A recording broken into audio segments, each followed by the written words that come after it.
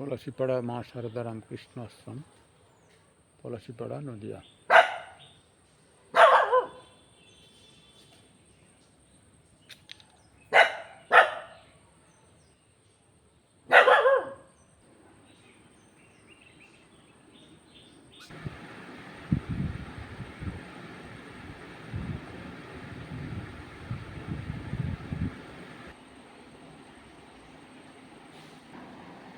তব কথামৃতম তপ্ত জীবনম কবিভিরীড়িতম কলমশাপহম শ্রবণমঙ্গলম শ্রীমদাততম ভুবি গৃণন্তি যে ভুরিদা জনাঃ।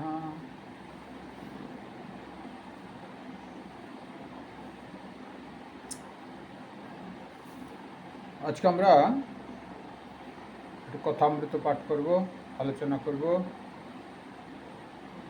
আপনারা নিশ্চিত সকলে কুশলে আছেন। এখানে এবং ইউটিউবের মাধ্যমে যারা শ্রবণ করছেন সকলকে আমার আন্তরিক প্রীতি, শুভেচ্ছা, কল্যাণমস্তু। আপনারা কথামৃত নিশ্চিত ভালো লাগছে। রামকৃষ্ণ গল্প কথা বা বক্তৃতা যেগুলো হয় আপনারা অবশ্যই শ্রবণ করবেন, তার সঙ্গে সঙ্গে একটু শেয়ার করবেন। একটু ভিউ কম হচ্ছে তো একটু যারা দেখছেন তারা একটু শেয়ার করে দেবেন। আর যারা যারা সাবস্ক্রাইব করেন একটু করে নেবেন, চ্যানেলটা চালাতে সুবিধা হবে আর কি। ঠিক আছে, যারা ভালোবাসেন, শ্রদ্ধা করেন তারা অবশ্যই করবেন। আর প্রবচন, কথামৃত পাঠ বা রামকৃষ্ণ গল্প কথা পুরোটাই শ্রবণ করবেন, তবে বোঝা যাবে, নচেত খাপছাড়া বোঝা যাবে না।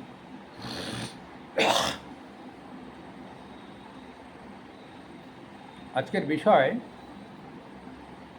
সম্ভবত কথামৃত পর্ব 88 হবে। শ্রীরামকৃষ্ণ কথামৃত দ্বিতীয় খণ্ডই চলছে, নরেন্দ্রপুর প্রকাশনী, 790 পেজ, পৃষ্ঠা। ঈশ্বর দর্শন জীবনের উদ্দেশ্য এবং তার উপায়। ঐশ্বর্য, মাধুর্য। কেহ কেহ ঐশ্বর্য জ্ঞান চায় না। ঠাকুর কিয়ৎক্ষণ চুপ করিয়া আছেন, আবার কথা কহিতেছেন। শ্রীরামকৃষ্ণদেব বলছেন, ঈশ্বর কল্পতরু, তার কাছ থেকে চাইতে হয়। তখন যে যা চায় তাই পায়। ঈশ্বর কত কি করেছেন, তার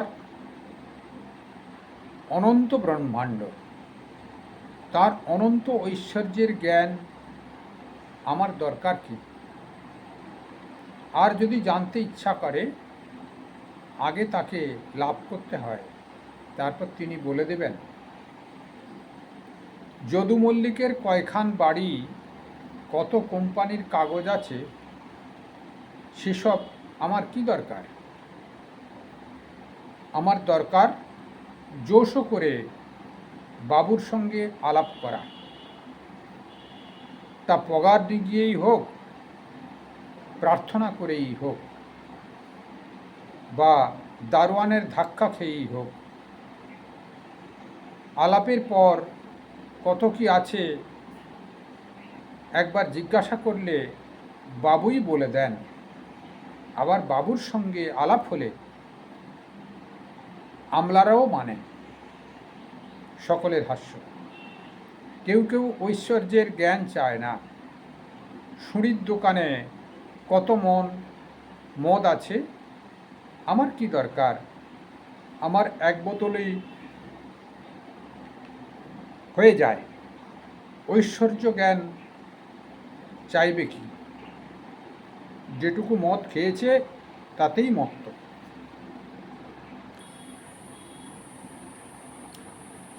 জ্ঞানযোগ বড় কঠিন,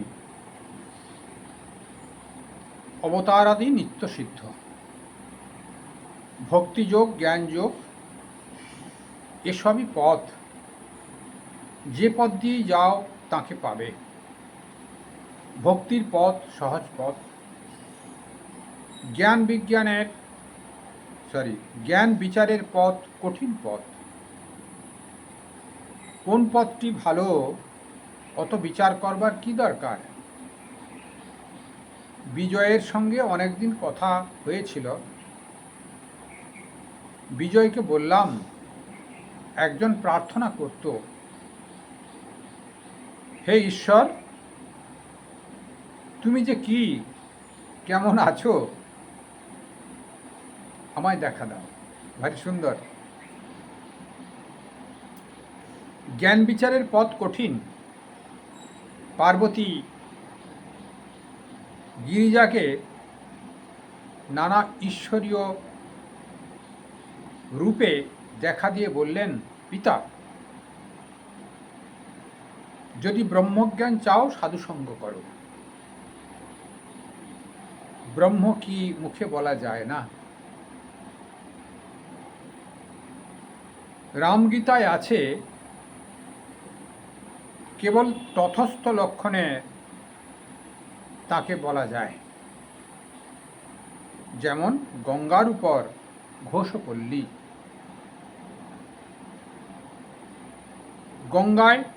গঙ্গার তটের উপরে আছে বলে এই কথা বলে ঘোষপল্লীকে ব্যক্ত করা হয়। তটস্থ লক্ষণ।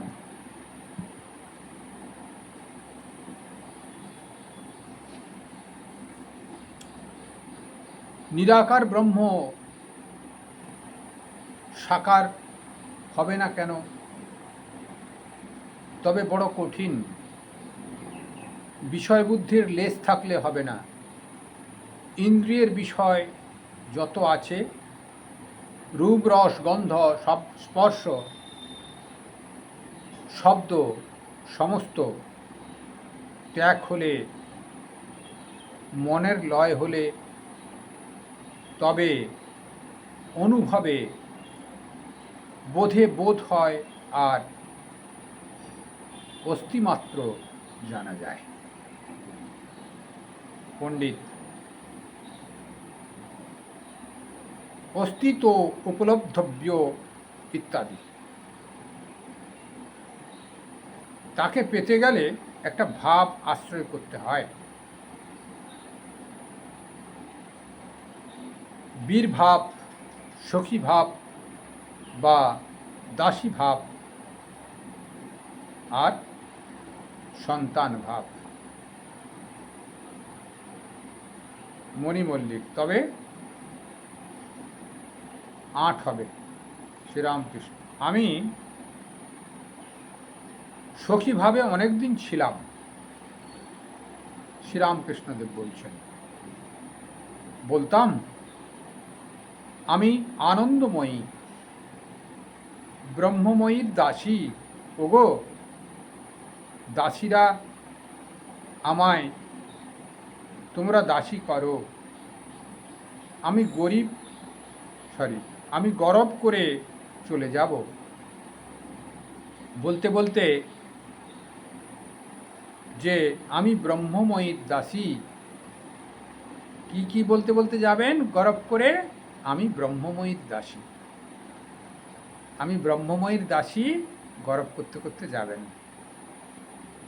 কারুর সাধন না করে ঈশ্বর লাভ হয়, তাদের নিত্যসিদ্ধ বলে।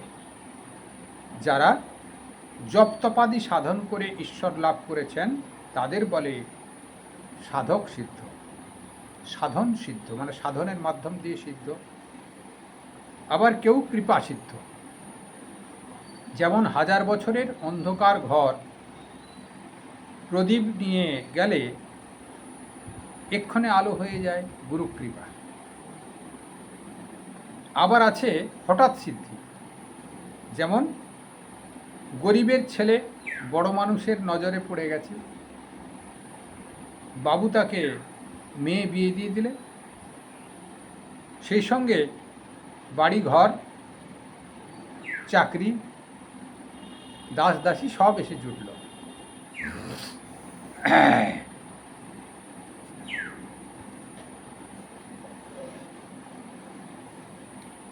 আর আছে স্বপ্ন সিদ্ধ, স্বপ্নে দর্শন হলো। সুরেন্দ্র সহাস্যে, অনেকটাই হয়ে যাচ্ছে নাকি? আচ্ছা দেখি, তুমি তো বাবু আছোই। সুরেন্দ্র সহাস্যে, আমরা এখন ঘুমোই গায়, পরে বাবু হয়ে যাব। শ্রীরামকৃষ্ণ সহাস্যে, তুমি তো বাবু আছোই, কয়ে আকার দিলে কা হয়। আবার একটা আকার দেওয়ার কি দরকার, দিলে সেই কাই হবে। নিত্যসিদ্ধ আলাদা কথা, যেমন অরণি কাঠ, একটু ঘষলেই আগুন বেরোয়, আবার না ঘষলেও হয়। একটু সাধন করলেই নিত্যসিদ্ধ ভগবানকে লাভ করে, আবার সাধন না করলেও ভগবানকে পায়। তবে নিত্যসিদ্ধ ভগবান লাভ করার পর সাধন করে। যেমন লাউ কুমড়ো গাছে আগে ফল, তারপর ফুল হয়। পণ্ডিত লাউ কুমড়োর ফল আগে হয় শুনিয়া হাসিতেছেন শ্রীরামকৃষ্ণ। আর নিত্যসিদ্ধ হুমা পাখির ন্যায়, তার মা উচ্চ আকাশে থাকে, প্রসবের পর ছানা পৃথিবীর দিকে পড়তে থাকে, পড়তে পড়তে ডানা ওঠে ও চোখ ফুটে। কিন্তু মাটি গায়ে আঘাত না লাগতে লাগতে মার দিকে চোঁচা দৌড় দেয়, কোথায় মা, কোথায় মা। দেখো না প্রহ্লাদের ক লিখতে চোখে ধারা আসত। ঠাকুর নিত্যসিদ্ধের কথায় অরণি কাঠ ও হুমা পাখির দৃষ্টান্তের দ্বারা কি নিজের অবস্থা বুঝাইতেছেন? ঠাকুর পণ্ডিতদের বিনীত ভাব দেখিয়া সন্তুষ্ট হইয়াছেন। পণ্ডিতদের স্বভাবের বিষয় ভক্তদের বলিতেছেন। শ্রীরামকৃষ্ণ ভক্তদের প্রতি এর স্বভাবটি বেশ। মাটির দেওয়ালে পেরেক পুঁতলে কোনো কষ্ট হয় না, পাথরে পেরেকে গোড়া ভেঙে যায়, তবু পাথরের কিছু হয় না। এমন সব লোক আছে, হাজার ঈশ্বর কথা শুনুক, কোনো মতে চৈতন্য হয় না। যেমন কুমির, গায়ে তরবারির চোট লাগলেও কিছুই হয় না। কুমিরের চামড়া অত্যন্ত মোটা, তরবারিতেও কিছু হয় না। যাই হোক, তা শ্রীরামকৃষ্ণ কথামৃত পাঠ হলো, অনেকটাই পাঠ করা হয়ে গেল। অল্প বিস্তর একটু ঝালাই করে নিই। ঠাকুর তো সরল ভাষায় বললেন, আমরা সরলভাবেতে বোঝার চেষ্টা করছি, আর একটু সরলভাবেই একটু আলোচনা হোক।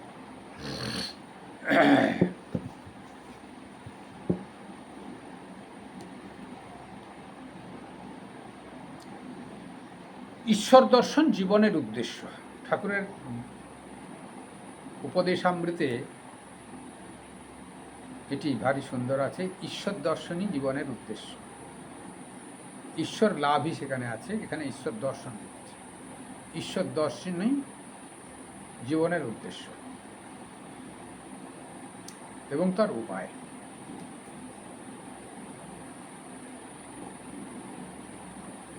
ঠাকুর বলছেন ঈশ্বর কল্পতরু, নিজেই তো কল্পতরু হয়েছিলেন।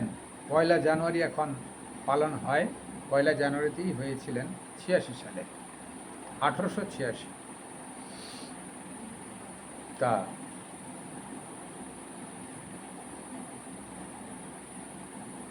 ঈশ্বর কল্পতরু, তার কাছে থেকে চাইতে হয়, যে যা চায় তাই পায়।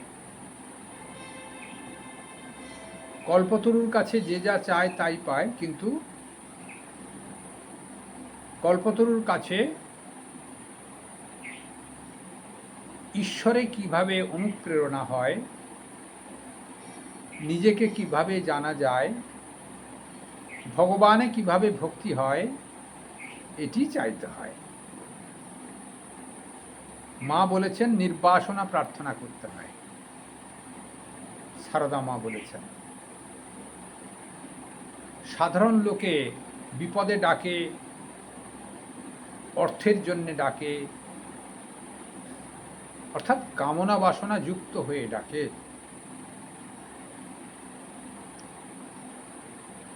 আত্মজিজ্ঞাসার জন্য যে ডাকে, তাকে যাওয়ার জন্য যে ডাকে, জানার জন্যে বা নিজেকে জানার জন্যে, সেই ধন্য। তা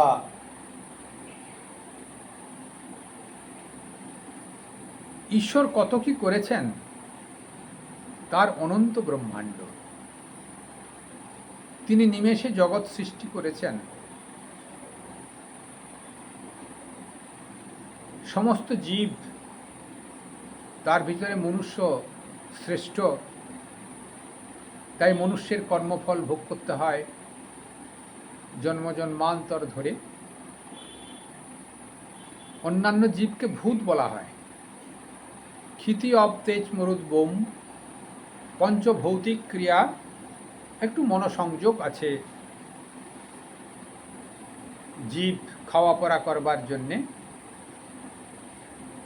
সেই জন্যে সকল জীবকে ভূত বলা হয়, ভূতযোগ্য বা ভূত।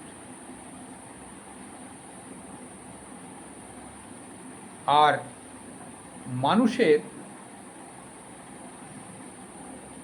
মাইক ভাবনা দেওয়া আছে অহংকার, ঈশ্বরেরই দান, কিন্তু মানুষ স্বতন্ত্রভাবে করতে পারে। তা স্বতন্ত্র করতে গিয়ে ভালো মন্দ না বুঝেই করা হয়। ঈশ্বর লাভই জীবনের উদ্দেশ্য, এইটিকে টার্গেট রাখতে হবে। যা কিছু করবে তার লক্ষ্য হবে ঈশ্বর লাভই জীবনের উদ্দেশ্য, তাহলে বেচালে পা পড়বে না। তিনি ভালোই করবেন, তার কর্মফল খারাপ কখনো হবে না। নচেত অহংকারের বশবর্তী হয়ে হাম কোন হ্যায়, হাম বহুত, সারে চিজ হাম সব কর লেঙ্গে, অর্থাৎ আমি এই জগতের যা কিছু সব আমিই করব, ঈশ্বর ফিশ্বর কিছু নাই, এই ভাবনাটা ঢুকে যায়। অহংকারটা বেশি হয়ে যায়, ফলে কারেন্টটা চলে গেল।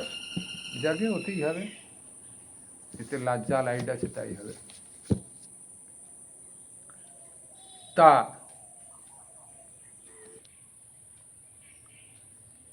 ঈশ্বর তিনি অহংকার দিয়েছেন মানুষকে। অহংকারের বশবর্তী হয়ে অনেক কিছু স্বার্থের ভাবনায় অনেক কিছু খারাপ কাজও তার দ্বারা হয়ে যায়, ঈশ্বর থেকে দূরে সরে যায়, ফলে তাকে কর্মফল ভোগ করতে হয়। সেই জন্য ঈশ্বর অনন্ত ব্রহ্মাণ্ড সৃষ্টি করেছেন। মানুষ কিন্তু শ্রেষ্ঠ জীব। মানুষ যদি বিচার করে দেখে আমার ভিতরে স্পেশালিটি কিছু আছে, সেটি সমাজের কল্যাণের জন্যে, সব জীবকে ভালোবাসার জন্যে, ঈশ্বরকে লাভের জন্যে, তাহলে সমস্যার সমাধান হয়, ভালো থাকে। বলছেন জোশ করে বাবুর সঙ্গে আলাপ করতে হবে। আমাদের মনুষ্য জীবনের উদ্দেশ্য হচ্ছে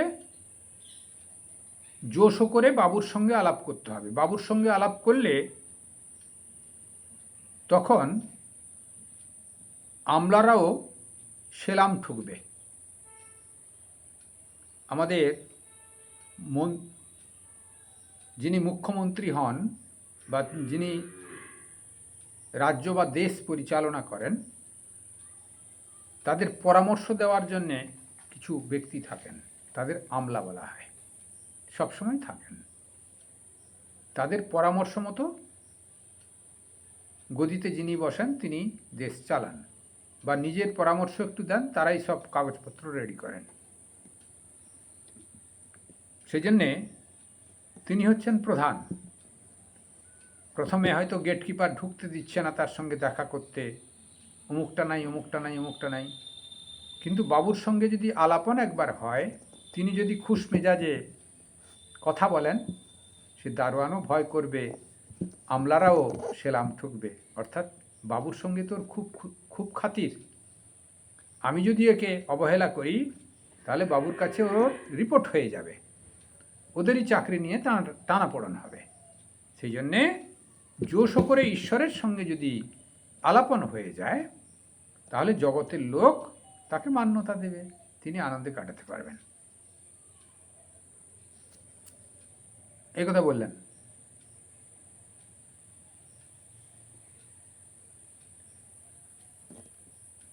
কেউ কেউ ঐশ্বর্যের জ্ঞান চায় না। সুরির দোকানে কত মন মদ আছে, আমার কি দরকার, আমার এক বোতলেই হয়ে যায়, ঐশ্বর্য জ্ঞান চাইবে কি? যেটুকু মদ খেয়েছে তাতেই মত্ত। এখানে মদ একটা তখনকার দিনেও ছিল, এখনকার দিনেও আছে। মদ খেয়ে নেশাগ্রস্ত হয়, তা মানুষ, ঠাকুর সেই নেশাটাকে ঈশ্বরীয় নেশায় মত্ত হওয়ার কথা বলছেন, যে ভগবানের কত ঐশ্বর্য আছে আমার দেখার দরকার নাই। ভগবানের কাছে প্রার্থনা, তোমার ভাবেতে আমাকে মত্ত করে দাও। যতটুকু ভগবানের নাম হলে, তোমার নাম করলে আমি মত্ত থাকব, ততটুকু হলেই হলো। এই কথা। কত মদ আছে, তোমার কি জ্ঞান আছে, আমার কোনো দরকার নেই, জ্ঞান বিচারের কোনো প্রয়োজন নেই। তোমার ভাবেতে আমাকে ভাবিত করে দাও, তোমার নামেতে আমাকে মত্ত করে দাও। এরপরেও সেই কথা বলবেন। তারপর বলছেন অবতারাদি নিত্য সিদ্ধ। ভক্তিযোগ, জ্ঞানযোগ এসব পথ, কিন্তু ভক্তিযোগী সহজ পথ। তিনি নিরাকার। উপনিষদ বলছেন, জ্ঞানীরা বিচার করে দেখেছেন। আবার তিনি অবতার পুরুষ বা আচার্য বা শিব, কালী, দুর্গা যারা মূর্তি করে পুজো করেন, গণেশ, বিষ্ণু, তিনি সাকার। তিনি সাকারভাবে ভক্তকে দর্শন দিয়ে তাকেই যদি জিজ্ঞাসা করা যায়, তুমি সাকার না নিরাকার, তোমার নিরাকার রূপটুকু আমাকে দর্শন দাও, জ্যোতির্ময় রূপ, তিনি নিজেই আবার দর্শন দেবেন। অর্থাৎ সাকার মূর্তির ব্যক্তিরাও সেই সাকার মূর্তিকে প্রার্থনা করলে তিনি বিশ্বরূপের দর্শন পাবেন, বা নিরাকারের সচ্চিদানন্দ সাগরের দর্শন পাবেন। এই কথা বললেন।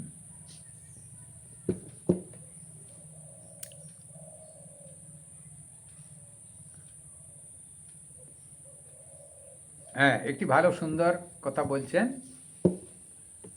তটস্থ তট- তটস্থ লক্ষণ। ব্রহ্ম কি মুখে বলা যায়? যায় না। ব্রহ্ম কি বস্তু মুখে বলা যায় না। সেটি কেমন? একটা দৃষ্টান্ত আছে, আমরা বেদান্ত সারে পড়েছিলাম, এখন সেটা ঠাকুরের কথামৃতে আছে, অর্থাৎ শাস্ত্রীয় কথা, ঠাকুরের কথামৃতে এই দৃষ্টান্ত আছে যে গঙ্গায়াং ঘোষঃ, গঙ্গার ওপরে ঘোষপল্লীর বাস। এখানে তটস্থ লক্ষণ মানে হচ্ছে গঙ্গার উপরে কেউ বসবাস করে, গঙ্গার ধারে বসবাস করে, গঙ্গার তটে বসবাস করে। সেই জন্যে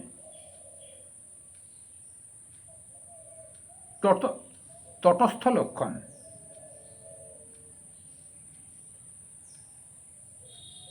এই ঈশ্বর চিন্ময় স্বরূপ,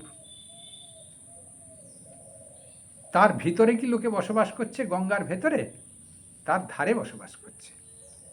অর্থাৎ ঈশ্বরময় হয়ে গেছেন ঠিকই, ঈশ্বরীয় ভাবেতে থাকেন, কিন্তু তার ধারে বসবাস করেন, তার ভিতরে ঈশ্বর আছেন, ঈশ্বরের ভাবনায় তিনি ভাবিত, কিন্তু ওই যেন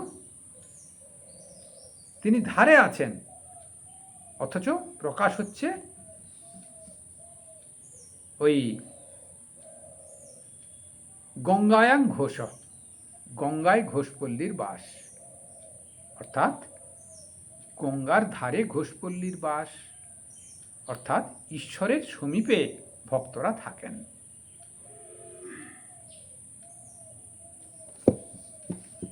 ভক্তরা সবসময় ভগবানের চিন্তন করেন, তাই ঈশ্বরময় হয়ে যান, সেই জন্যে ঈশ্বরের ধারে থাকেন। নিরাকার ব্রহ্ম সাক্ষাৎকার হবে না কেন? নিরাকার ব্রহ্ম সাক্ষাৎকার হবে না কেন? হবে। সাকার মূর্তিতে কেউ সাধন ভজন করেও সাকার মূর্তির তিনি যদি জ্ঞান লাভ করেন, তিনি নিরাকার দর্শন করিয়ে দেবেন, তার স্বরূপ তিনি দর্শন করিয়ে দেন। এটি শ্রীরামকৃষ্ণদেব নিজেই বলেছেন। রূপ রস গন্ধ স্পর্শ শব্দ সমস্ত ত্যাগ হলে, মনের লয় হলে, তবে অনুভবে বোধে বোধ হয়, অস্তিমাত্র জানা যায়। ভারী সুন্দর। বিষয় বুদ্ধির লেশ থাকলে তাকে পাওয়া যাবে না। সে বিষয় বুদ্ধি কি? ইন্দ্রিয়, পঞ্চ ইন্দ্রিয়ের যে বিষয় রস ভোগ করা, চক্ষু দিয়ে রূপ দর্শন করে, রূপ জিহ্বা দিয়ে রস আস্বাদন করে, নাক দিয়ে গন্ধ আস্বাদন করে, এই স্পর্শ ইন্দ্রিয় দিয়ে, হাত দিয়ে স্পর্শ ইন্দ্রিয় দিয়ে স্পর্শ অনুভব করে, কান দিয়ে শব্দ। এই পঞ্চ ইন্দ্রিয় কর্মেন্দ্রিয়, এই পঞ্চ কর্মেন্দ্রিয় ভাবনা সমস্ত যদি ঈশ্বরে লয় হয়, তিনি অনুভবে আসেন, অস্তিমাত্র জানা যায়। এই কথা বলছেন। তারপর বলছেন, তাকে পেতে হলে একটি সুন্দর ভাব আশ্রয় করতে হয়। ভক্তিভাবের ভিতরেও বীরভাব, সখীভাব, দাসীভাব আর সন্তান ভাব। তা যারা কালী সাধক, তারা বীরভাবের সাধন করেন, কেউ কেউ সখীভাবের, দাসীভাবেরও সাধন করেন। শ্রীরামকৃষ্ণদেব সখীভাবের সাধন করেছেন। আবার মায়ের সন্তান তিনি, সন্তানভাবেও সাধন করেছেন, দাসীভাবেও সাধন করেছেন। আমি ব্রহ্মময়ীর দাসী। ওগো দাসীরা, আমায় তোমরা দাসী করো। আমি গরব করে চলে যাব বলতে বলতে, কি বলতে বলতে, আমি ব্রহ্মময়ীর দাসী। ঠাকুর প্রার্থনা করছেন, ওগো তোমরা আমাকে দাসী বানিয়ে নাও। আমি গরব করে, মানে আমি গর্ব করে চলে যাব, আমি ব্রহ্মময়ীর দাসী।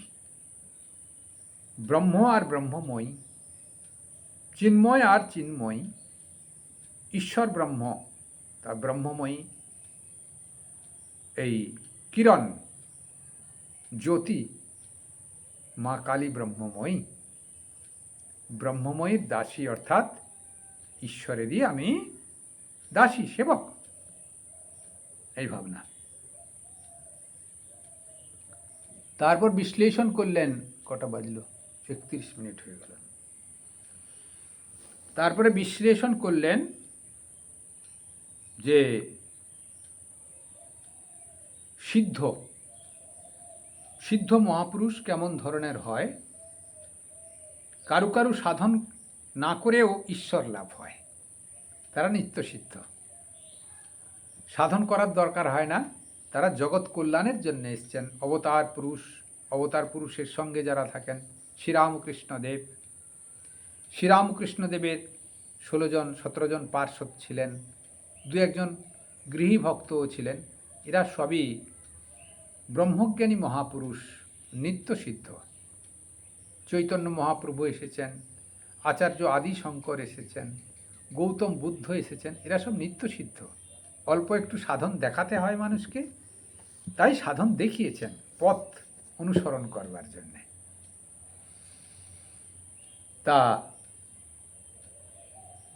এরা সব নিত্য সিদ্ধ। আর হচ্ছে সাধন সিদ্ধ। কেউ কেউ ভক্ত সাধন করে সিদ্ধি লাভ করে, সিদ্ধ মহাপুরুষের সন্দর্শন করেন বা সিদ্ধ মহাপুরুষের সান্নিধ্যে আসেন, তিনি মন্ত্র দান করেন, তিনি মন্ত্র জপ করতে করতে, সাধন ভজন করতে করতে তিনি সিদ্ধি লাভ করেন, তাকে সাধন সিদ্ধ। তারপর কৃপা সিদ্ধ। হঠাৎ দৃষ্টান্ত দিচ্ছেন, ঘরের ভিতরে একটি দেশলাই জ্বালা হলো, গোটা ঘরই আলো হয়ে যাবে। একটি মানুষকে একটু গুরু তার কৃপা করলেন, তার ভিতরে ভাব হয়তো ছিল, ফট করে জ্বলে উঠল। কৃপা সিদ্ধ, গুরুর কৃপায় তিনি সিদ্ধি লাভ করলেন। তারপর বললেন হঠাৎ সিদ্ধ।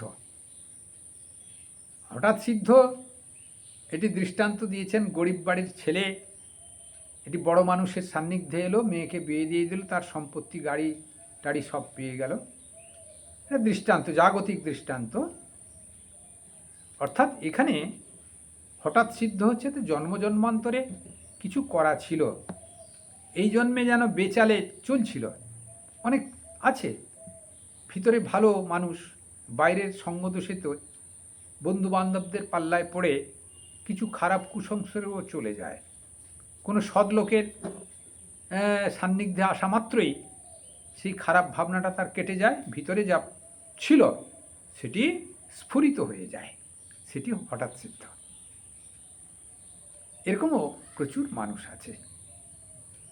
মানুষের বৈচিত্র্য এই সমাজে, শতরজ তম, তমরজ শত গুণের যে বৈচিত্র্য, এটি খুব প্রভাব দেখা যায়।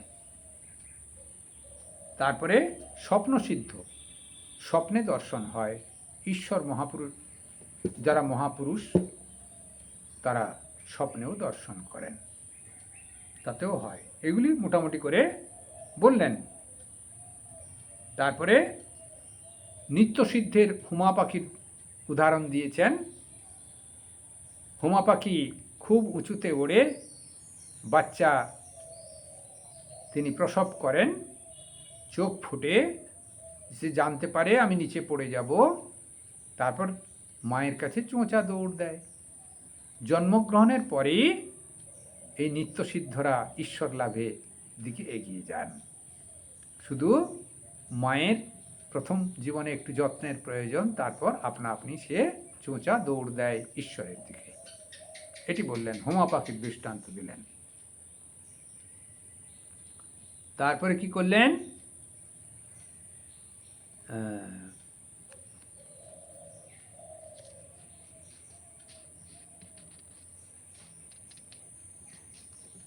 হ্যাঁ, বললেন এমন কিছু কিছু ব্যক্তি আছে যাদের ঈশ্বরীয় কথাতেও কিছু হয় না, তাদের এই জন্মে কিছু হবে না। দৃষ্টান্ত দিয়েছেন, মাটির দেওয়ালে পেরেক পুঁতলে তাড়াতাড়ি পুঁতে যায়, আর পাথরে পেরেক পুঁতলে পেরেক ভেঙে যায়, পাথরের কিছু হয় না। তা এমনটি কিছু কিছু ব্যক্তি আছে, শত ঈশ্বরীয়র কথা বললেও তার ভেতরে প্রবেশ করে না, এত তার ভিতরে বিষয় বাসনা, সে খারাপ কাজই করতে থাকে, বিষয় চিন্তায় মশগুল হয়ে থাকে এবং খারাপ চিন্তাই করতে থাকে, এবং তার জন্য পরিণতি অত্যন্ত দুর্ভোগ ভুগতে হয় জীবনের অন্তিমকালে। এটি বললেন।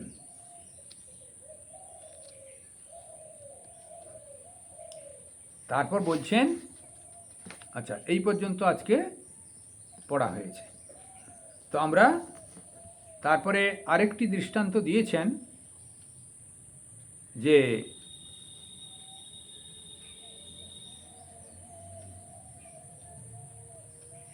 এমন সব লোক আছে হাজার ঈশ্বরীয় কথা শুনুক, কোনো মতে চৈতন্য হয় না, যেটি বললুম। তারপর বলছেন, কুমির গায়ে তরবারি, চোপ লাগে না, কুমিরের দৃষ্টান্ত দিয়েছেন। এসব মানুষের মনেতে যেন কুমিরের চামড়া লাগানো আছে, কুমিরের গায়ে যেরকম চোট লাগে না, এইসব মানুষকে ঈশ্বরীয় কথা বললেও তাদের পরিবর্তন হয় না, বড় বড় ধাক্কা খাবে, তারপর হয়তো শেষ বয়সে দুঃখ প্রকাশ করবে।